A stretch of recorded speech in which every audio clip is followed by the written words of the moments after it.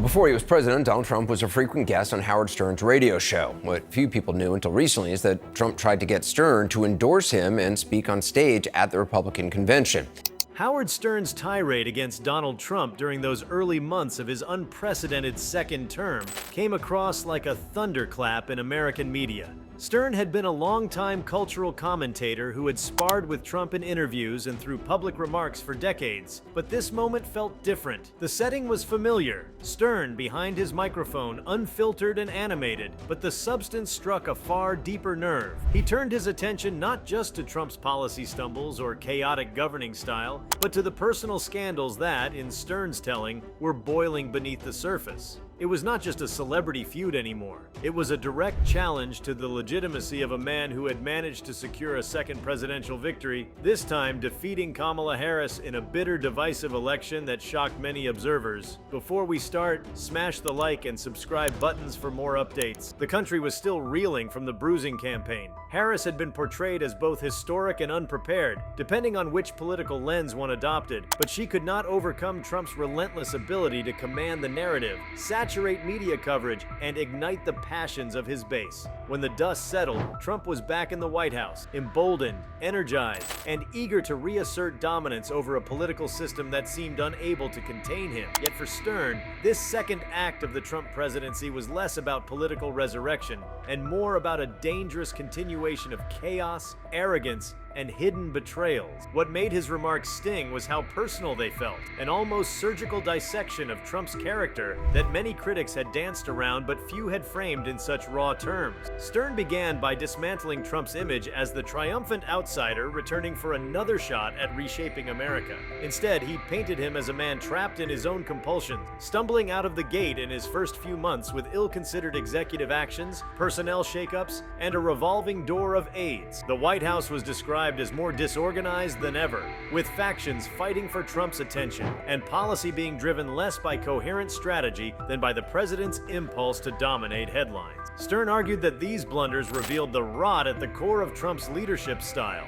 an obsession with loyalty, optics, and ego over the steady grinding work of governance. To Stern's audience, this critique carried weight because it didn't come from a politician or policy wonk, but from someone who had known Trump in the less filtered world of media bravado, where raw personality ruled. But Stern did not stop at Trump's governing failures. Plunged into the most incendiary accusation, the existence of multiple secret affairs that Trump had allegedly carried on against Melania, even during his presidency. The imagery he painted was devastating, not because it was entirely new, but because Stern tied it directly to the question of Trump's fitness to lead. He suggested that the same recklessness that drove Trump to gamble with his marriage also infected his decision-making as commander-in-chief. To Stern, these weren't just private indiscretions, they were emblematic of a deeper lack of discipline and moral core. By connecting Trump's alleged betrayals to the dysfunction of the early months of his second term, Stern gave his audience a framework for seeing Trump's personal and political failings as inseparable. This shift in tone mattered because Stern had once been part of Trump's extended media ecosystem.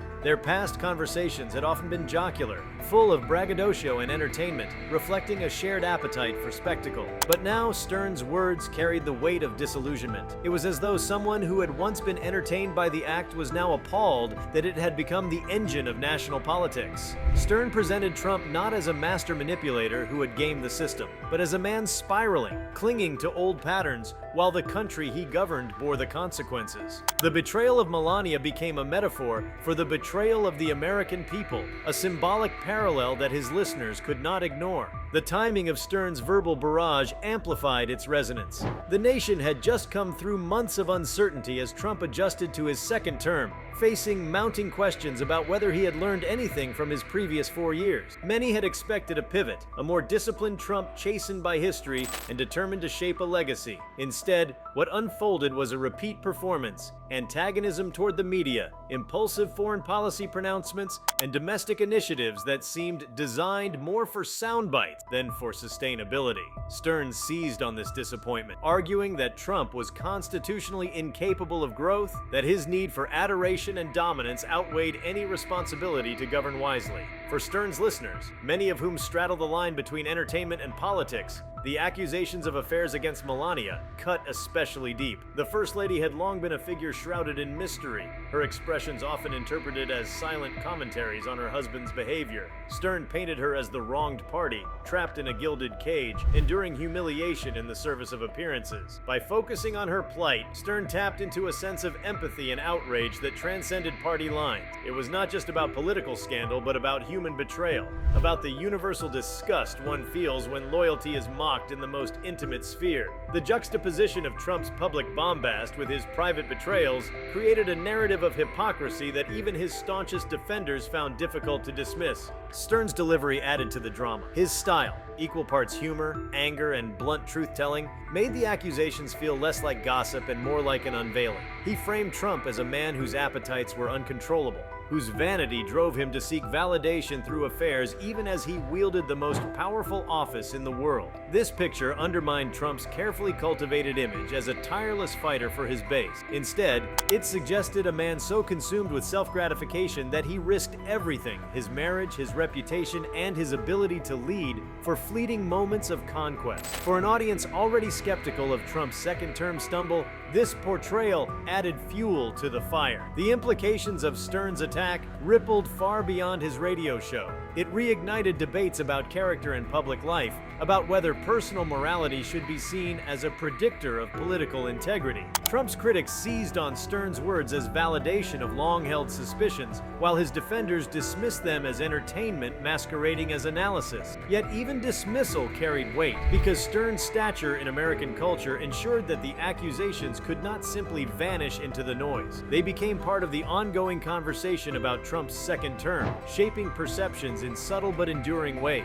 As the months progressed, the memory of Stern's takedown lingered. It became shorthand for the broader sense of unease that surrounded Trump's return to power. The idea that he had beaten Kamala Harris only to immediately flounder in office reinforced the narrative of chaos. Stern's accusations about affairs against Melania underscored the perception that Trump's presidency was not built on stability, but on a volatile mixture of ego and impulse. In that sense, Stern's words did not just reflect public concerns, they crystallized them, giving form and voice to anxieties that many felt but struggled to articulate. The moment also highlighted the strange symbiosis between Trump and the media figures who critiqued him. Trump thrived on attention, whether positive or negative, and Stern's attack, while brutal, ensured that Trump remained at the center of cultural discourse. But unlike political journalists who often sought to fact-check or analyze policy minutiae, Stern went for the jugular, speaking in the language of betrayal and spectacle. This made his critique more accessible to those who might otherwise tune out traditional political commentary.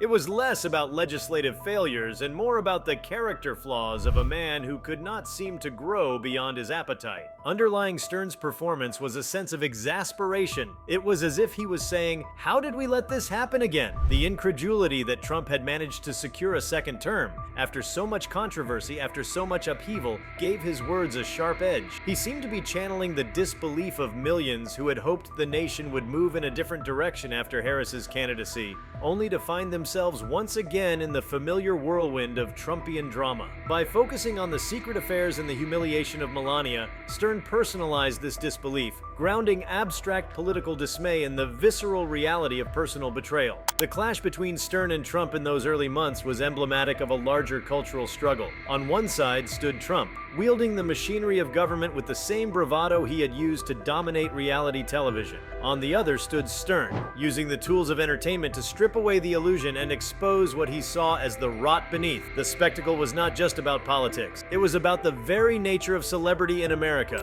about how fame could both elevate and destroy. Stern, in many ways, was reminding the country that the man in the Oval Office was still the same man who had once reveled in tabloid headlines, incapable of separating personal indulgence from public duty. If you like this video, please give it a like and subscribe to our channel. Also, leave your comments below and tell us, what are your thoughts on Howard Stern destroying Trump after his second election win? We want to hear from you. Thank you for watching and see you next time.